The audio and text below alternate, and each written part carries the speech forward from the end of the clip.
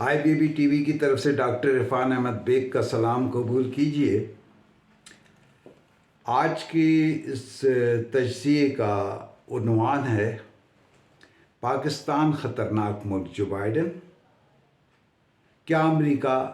پاکستان کو ایٹمی ہتھیاروں سے محروم کر دے گا؟ امریکی صدر جو بائیڈن نے 14 اور 15 اکتوبر 2022 کے درمیان وائٹ ہاؤس کے ٹویٹ میں یہ کہا ہے کہ ایٹمی ہتھیاروں کا حامل ملک، ایٹمی قوت پاکستان ایک خطرناک ملک ہے۔ پاکستان کی وزارت خارجہ نے اس کا نوٹس لیا اور دفتر خارجہ نے دوسرے روز امریکی سفیر کو بلا کر ایک احتجاجی مراسلہ یا احتجاج کیا اور غالباً ان سے اس بیان کی وضاحت بھی طلب کی جا رہی ہے۔ واضح ہے کہ پاکستان نے 28 مئی 1998 میں بھارت کے 5 ایٹمی دھماکوں کے جواب میں کچھ دن کی عالمی رد عمل کو دیکھتے ہوئے اور یہ دباؤ ڈالتے ہوئے کہ بھارت کو سے یہ اختیار اور یہ پاور ایٹمی ہتھیار کا واپس لیا جائے، جب ایسا نہیں ہوا تو 28 مئی 1998 کو پاکستان نے بھارت کے 5 ایٹمی دھماکوں کے مقابلے میں 6 دھماکے کر دی۔ اب پاکستان اور بھارت دونوں کے اوپر پابندیاں عائد کر دی گئیں، اور پاکستان چونکہ ایک بھارت کے مقابلے میں ذرا چھوٹی معیشت تھا، اور پاکستان شاید کیونکہ یہ تو تھا کہ پاکستان کی فوج، پاکستان کے عسکری ادارے اس چیز کو مانیٹر کر رہے تھے، دیکھ رہے تھے کہ بھارت اگر ایٹمی دھماکے کرتا ہے تو پاکستان اس کے جواب میں ہر صورت میں ایٹمی دھماکے کرے گا۔ لیکن پاکستان کے حکومتی سطح کے اوپر کوئی مؤثر اس کا پلان نہیں تھا کہ اس کے رد عمل میں جو دنیا اقتصادی اور معاشی اور سیاسی طور کے اوپر جو محاذ آرائی اختیار کرے گی، جبکہ بھارت میں یہ چونکہ اس کے اوپر کام ہو رہا تھا اور انہوں نے اس میں حکومت کی سطح پر، عالمی سطح کے اوپر اس کے لیے بہت سی پیش بندیاں کر رکھی تھیں۔ اندازہ یہ بھی ہے کہ امریکہ بھی غالباً یہ چاہتا تھا کہ بھارت ایٹمی قوت بن جائے، کیونکہ 1998-99 میں چین بہت واضح انداز میں ترقی کرتے ہوئے تیزی سے آگے بڑھنے لگا تھا، اور امریکہ چاہتا تھا کہ اس کو کاؤنٹر کرنے کے لیے بھارت جو ہے وہ بھی ایٹمی قوت ہو، کیونکہ آپ جانتے ہیں کہ بھارت کے مراسم جو ہے 1962 سے چین کے ساتھ کوئی بہتر نہیں رہے، جو پہلی صورتحال تھی۔ بہرحال اب جب یہ دھماکے ہو گئے اور اتنی وہ ہو گئی تو ہمیں معاشی طور کے اوپر مسائل کا سامنا ہوا، لیکن بھارت چونکہ ایک منڈی تھی، بڑی منڈی تھی، اور اس کو پاکستان کا موقف یہ تھا کہ بھارت نہ کرے، اور کئی مرتبہ پاکستان برسا برس یہ کہتا رہتا کہ اس علاقے کو ایٹمی ہتھیاروں سے پاک علاقہ قرار دے دیا جائے، لیکن ایسا نہیں ہوا، جب یہ پابندیاں بھارت سے ہٹائی تو پاکستان سے بھی پابندیاں ہٹی، لیکن پاکستان کے ساتھ مسائل بڑھتے رہے، اور پھر 99 میں جو کچھ صورتحال بنی اور 9/11 کے بعد صورتحال اور مختلف ہونے لگی۔ اس دوران 2 واقعات ہوئے جن کا پہلی مرتبہ میں آپ سے ذکر اس لیے کروں گا کہ ایک تو محسن پاکستان ڈاکٹر قدیر خان کے اوپر یہ الزامات عائد کیے گئے کہ یہاں سے ایٹمی ٹیکنالوجی دوسرے ملکوں کو منتقل ہوئی، اور اتنا دباؤ ہوا کہ پرویز مشرف نے محسن پاکستان سے یہ اعتراف کروایا یہ کہ ایسا ان سے غلطی سرزد ہوئی ہے۔ بقول فیض انہوں نے وطن کی محبت میں وہی کیا، اس راہ میں جو سب پہ گزرتی ہے وہ گزری تنہا پس زنداں، کبھی رسوا سر بازار۔ بہرحال اب عالمی سطح کے اوپر جو ایٹمی ہماری وہ ہیں اخلاقیات ہیں ایٹمی ہتھیاروں کے حوالے سے، وہ ہمیشہ سے دوہرا معیار رہا ہے، اور پھر پاکستان جیسا ملک جو ایٹمی قوت بن گیا تو ظاہر ہے اس کے لیے تو ایک وہ تھا۔ اب اس پر ہی بات ختم نہیں ہو رہی تھی۔ 9/11 کے بعد پاکستان کو امریکہ کی ضرورت تھی، لہٰذا وہ تھوڑی سی نرمی رہیں، لیکن اندر اندر یہ معاملات بڑھتے رہے۔ کیا یہ پہلا موقع تھا کہ کسی ملک سے کوئی راز کوئی دوسرا ملک تک پہنچایا گیا ہو؟ واضح رہے کہ 1945 میں جولائی میں امریکہ نے ایٹمی دھماکہ کیا تھا، اور آپ کو معلوم ہے کہ اس کے اندر اہم کردار جو تھا وہ آئنسٹائن کا تھا، جو جرمن نژاد سائنسدان تھے اور دوسری جنگ عظیم کے وقت وہ آ گئے تھے۔ پہلے انگلینڈ آئے اور پھر امریکہ آئے۔ ان کو یہ بتایا گیا تھا، اور یہ درست بھی تھا، کہ قریب پہنچ گئے ہیں جرمن سائنسدان، اور اگر ایسا ہوا تو ہٹلر دریغ نہیں کرے گا، وہ پوری دنیا کو ایٹمی ہتھیاروں سے تباہ کر دے گا۔ لہٰذا انہوں نے وہ ایٹمی ہتھیاروں کا اس کو ایٹم کو پھاڑنے کا وہ دے دیا، جس کا انہیں افسوس بھی رہا۔ اور پھر جنگ جو ہے تقریباً جرمنی میں 2 مئی 1945 3 مئی 1945 تک ایسی ہو گئی تھی۔ اس کے 7 مئی کو تو ویسے اعلان تقریباً ہو گیا تھا۔ جواز نہیں بنتا تھا کہ اس جنگ میں ایٹمی ہتھیار استعمال ہوتے، لیکن پرل ہاربر کے واقعے کے بعد جو 1941 12 دسمبر میں ہوا تھا، پھر 42 میں امریکہ اس میں آ گیا تھا، اس نے جاپان کے اوپر ایٹم بم استعمال کیے۔ ان دونوں ایٹم بموں کا نام، ایک کا نام فیٹ مین اور دوسرے کا نام لٹل بوائے تھا۔ ایک ناگاساکی پر اور پہلا ہیروشیما پر 6 اگست 1945 کو، اور دوسرا 9 اگست 1945 کو ناگاساکی پہ گرا، اور ہزاروں افراد جو ہے اس سے وہ ہوئے، اور جاپان نے سرنڈر کر دیا۔ اس کے بعد امریکہ واحد ایٹمی قوت تھا۔ روس یعنی سابق سوویت یونین، جو دوسری جنگ عظیم میں اس کا احتیاطی تھا جرمن کے اور جاپان کے خلاف، وہ اب چونکہ سرد جنگ میں شروع ہو چکی تھی، لہٰذا ایک بہت بڑا سلسلہ جو ہے وہ چل رہا تھا۔ اب ہم دیکھتے ہیں کہ جو صورتحال ہمارے سامنے آتی ہے کہ اب ضروری تھا کہ جناب عالی روس یعنی سابق سوویت یونین جو ہے وہ بھی ایٹمی قوت بن جائے، اور 10 اس کے بعد جو ہے میرا خیال ہے کہ تھوڑے ہی عرصے بعد 51 میں شاید روس جو ہے وہ اس نے ایٹمی دھماکے کر لیے 50 کا۔ اب کاؤنٹر ہو گیا، اس پر تحقیق شروع ہوئی امریکہ میں۔ امریکہ کو شبہ تھا اور یقین بھی تھا کہ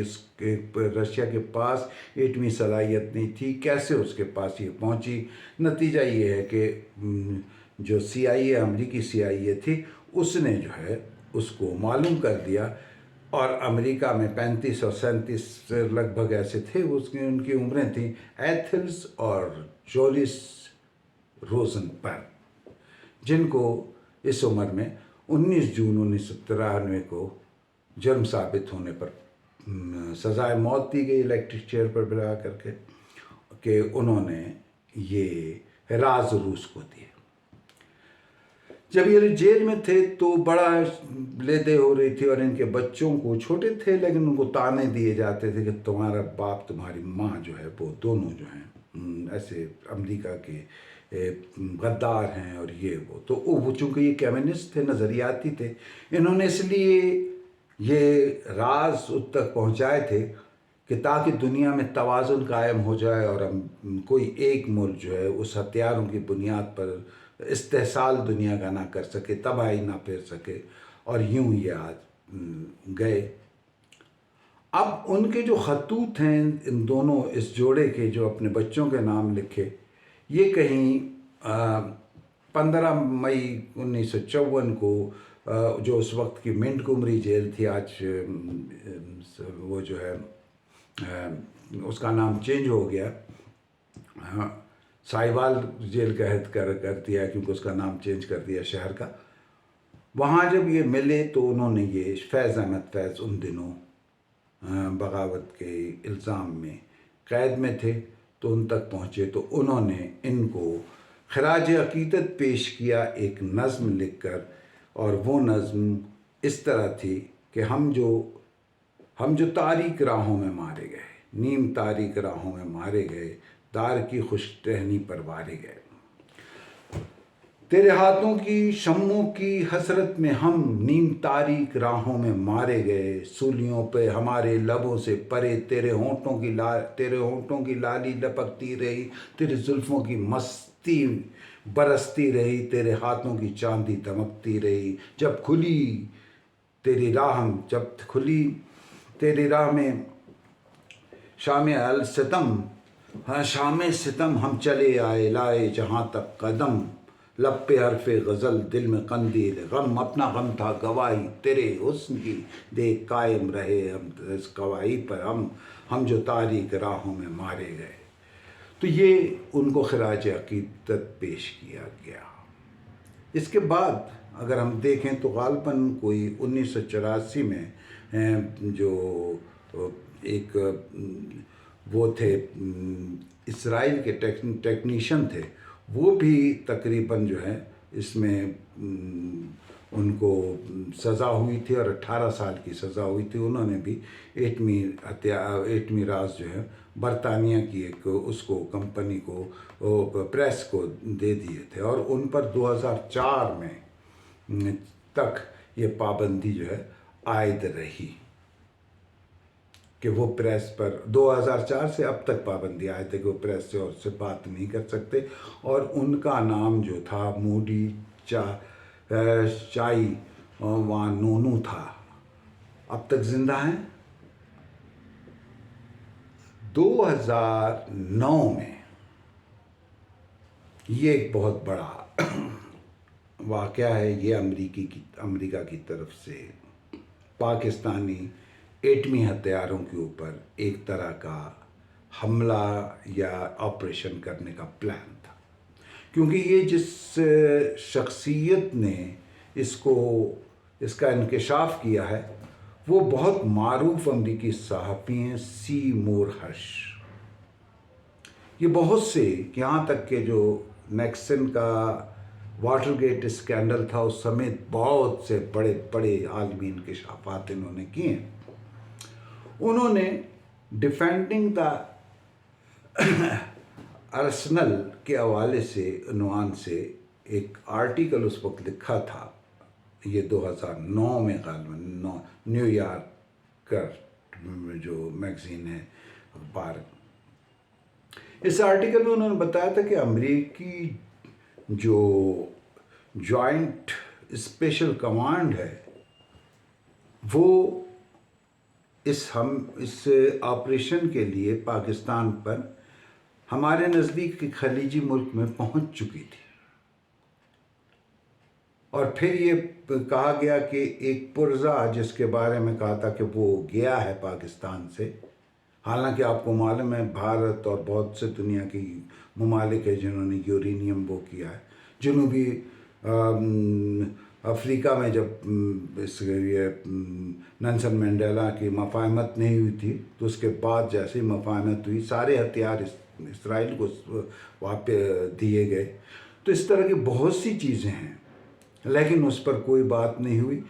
پاکستان پر باقاعدہ آپریشن کا پلان بنایا گیا اور پھر یہ کہا گیا کہ نہیں وہ اطلاع غلط ہے، لہٰذا وہ پروگرام وہ واپس ہو گیا. بعض افواہیں یہ ہیں کہ ہمارے ملک میں جو قوتیں جو فورس اس کے محافظ ہیں انہوں نے ان کو اس بات کی سنگن ہو گئی تھی اور انہوں نے ان ہتھیاروں کو بہت محفوظ مقام پر منتقل کر دیا تھا، یہ بھی کہا جاتا ہے. اور امریکہ یہ سوچ رہا تھا کہ ایسی صورت میں اگر اس نے ایک ناکام آپریشن کیا تو بہت سبکی ہوگی. اب یہ صورتحال اس وقت ہمارے سامنے ہے اور ہم یہ دیکھتے ہیں، یہ نہیں ہم کہہ سکتے کہ امریکہ کے مقاصد یا وہ نہیں چاہیں گے کہ پاکستان ایٹمی طاقت مسلسل رہے، اور پاکستان یہ چاہتا ہے، دنیا یہ چاہتی ہے، پاکستان کے ہمدرد یہ چاہتے ہیں کہ پاکستان ایٹمی قوت رہے۔ ان تمام عوامل میں اگر دیکھیں تو بھارت، روس، امریکہ خود، برطانیہ، فرانس، ان تمام کے مقابلے میں، روس میں تو چرنوبل ہوا، اس کے علاوہ بھی بہت سی چیزیں ہوں، پاکستان کا ایٹمی پروگرام ایسا ہے جس پر اب تک ایسی کوئی صورت سامنے نہیں آئی، اور اس کو اکثر و بیشتر تسلیم بھی کیا جاتا رہا۔ اب ہمارے پاس دوسرا سوال آتا ہے، کیونکہ پاکستان کے بارے میں کہا جا رہا ہے کہ آج پاکستان کی معیشت اس حالت پر پہنچ گئی ہے کہ سعودی عرب یا خلیجی ممالک اور دوست ممالک جنہوں نے ہمارے پاس زر مبادلہ پیسے رکھوائے ہوئے ہیں اور جب چاہیں وہ لے سکتے ہیں، اگر وہ واپس لے لیں تو پاکستان ڈیفالٹ کر جائے گا۔ کیا ایسی صورت میں معاشی دباؤ کے تحت ہم پر یہ وہ ہو سکتا ہے؟ تو اس کا جواب یہ ہے کہ جب روس افغانستان سے 1988 میں جنیوا معاہدہ کرنے کے بعد گورباچوف آئے اور انہوں نے پسٹرائکا اور گلاسنس یعنی آزادی تجارت کی اور اس کی معاشی آزادی اور جمہوریت اور فکری آزادی کے اوپر کام کیا، اور اس کے بعد اس کو ملک کو ایک جمہوری ملک بنایا۔ 15 ریاستیں جو ہیں وہ آزاد ہو گئیں۔ 12 دسمبر 1991 کو 91 کو خود روس جو سابق سوویت یونین کا سربراہ پڑا وہ خود آزاد ہو گیا،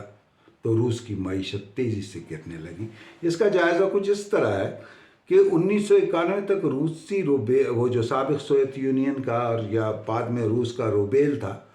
وہ ڈالر کے برابر تھا یا ڈالر سے ایک آدھ پوائنٹ اوپر تھا۔ 1992 میں روبیل اتنا گرا کہ 1237 روبیل کا ایک ڈالر ہو گیا۔ اس کے بعد 1954 میں 3500 روبیل کا ایک ڈالر ہو گیا۔ 1995 میں 4600 روبیل کا ایک ڈالر ہوا، اور 1996 میں ڈالر جو ہے وہ جناب عالی 5900 اور پھر 97 میں ذرا آگے جانے لگا۔ یہ معاشی صورتحال جو ہے وہ بہت ہی عجیب و غریب تھی، اور یہ ڈر تھا۔ اب سلسلہ یہ تھا کہ روس جب گلاسنس اور پرسٹائکا کے تحت اس نے جو ہے اپنا جس کو کہیے اشتراکی نظام بدل دیا اور اس نئے نظام کے تحت وہ آ گیا، تو اس کے لیے سنبھلنا مشکل تھا، اور ایک خاص پابندی، اتنی بڑی فوج تھی، 10 لاکھ فوج تھی دنیا میں۔ شاید اگر ایٹمی ہتھیاروں کے حوالے سے دیکھیں تو امریکہ سے زیادہ روس کے پاس ہتھیار تھے، اور غالباً اب بھی کچھ ایسی ہی صورتحال ہے۔ تو اب بڑی صورت یہ ہوئی کہ کس طریقے سے اس کو محفوظ بنایا جائے روس کو، کہیں ایسا نہ ہو کہ یہاں سے ہتھیار اور یہ 10 لاکھ کی فوج اور یہ مسئلہ ہو، کیونکہ گراوٹ اتنی ہے۔ تو 23.6 شاید بلین ڈالر بل کلنٹن کے اس کے اوپر سفارش کے اوپر جو ہے روس کو IMF نے جاری کیے، اور پھر بورس یلسن کے بعد جیسے ہی پوٹن آئے ہیں انہوں نے اس اقتصادی منصوبہ بندی کو اتنا بہتر طور پر کیا کہ وہ آگے بڑھے، کیونکہ اس دوران جو معاہدے ہوئے تھے اس میں ایک تو یہ تھا کہ اس معاہدے کے تحت جو ہے ہم نے وہ جو روس نے اپنے آپ کو ایک بالکل پاور ایسی رکھی تھی کہ جس میں یوکرین وغیرہ دوسری تیسری وہ اس کے ساتھ ایک جیسے کامن ویلتھ کی صورت ہے اس میں تھے، اور ویٹو پاور بھی روس کے پاس تھا، اور یہ تمام ہتھیار بھی روس کے پاس تھے۔ اس نے اتنے اچھے انداز سے اس کو کنٹرول کیا کہ اس کی ضرورت نہیں پڑی کہ روس مزید کمزور ہوتا۔ ہاں یہ ضرور ہے کہ مڈل ایسٹ میں شام، عراق اور مصر وغیرہ میں تو اس کو اپنے اس سے ہٹنا پڑا، اور اسی طرح مشرقی یورپ میں باوجود بہت سی باتوں کے جو مانی گئی تھی اس سے انکار کر کے روس کو وہاں سے اس وقت پیچھے ہٹنا پڑا، جبکہ وہ آج آگے بڑھ رہا ہے، جس کی مثال ہمارے سامنے یوکرین کی ہے۔ اور اب ہم دیکھتے ہیں کہ روس دوبارہ ایک پاور ہے، لیکن ہمیں یہ نہیں بھولنا چاہیے کہ ہمیں یہ بہت سے لوگ یہ کہہ رہے ہیں کہ جو بائیڈن اس وقت ایک سخت پریشانی کے عالم میں، ان کی مقبولیت بہت کم ہو رہی ہے، اور دنیا وہ جو سر جنگ کی دنیا تھی وہ بدل چکی ہے۔ اب بائیڈن اس طرح نہیں کر سکتے کہ لوگ ممالک کے اوپر دباؤ ڈال سکیں، لیکن یہ حقیقت ہے کہ پاکستان کی معاشی صورتحال کو جلد از جلد سنبھالا دینا چاہیے، تاکہ ہم کسی بھی ایسی سازش کا مقابلہ کر سکیں۔ امید ہے کہ ہم اس وقت بہتر انداز سے اپنے آپ کو ڈیفینڈ کریں گے۔ پاکستان کا اللہ نگہبان ہو۔ اللہ حافظ، اجازت دیجیے، انشاءاللہ پھر نئی ویڈیو